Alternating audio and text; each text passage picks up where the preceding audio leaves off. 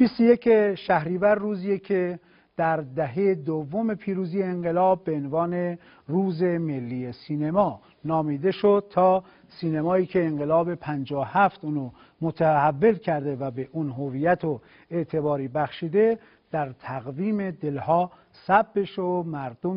مردمی بودن این سینما از سطح به عمق برسه.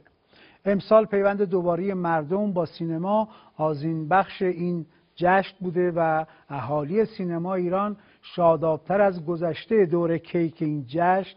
جمع شدند. روز ملی سینما رو امسال در شرایطی سپری می‌کنیم که با تلاش همه اهالی سینما و متولیان آمار استقبال مردم از فیلم‌ها بیشتر از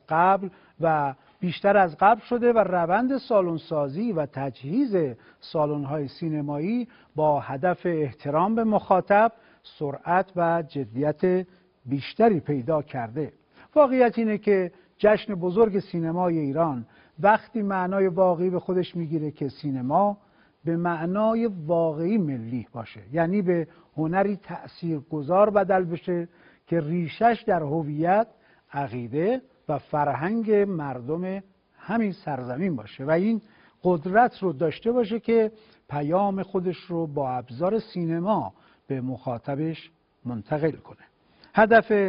هدف اصلی همه ما باید رسیدن به سینمایی باشه که در اون همه اهالی سینما بتونن با همه مردم ایران ارتباط برقرار کنن و در اون بشه رد پای عدالت طلبی، نقد اجتماعی، رجوع به ریشه ها و باورها رو دید و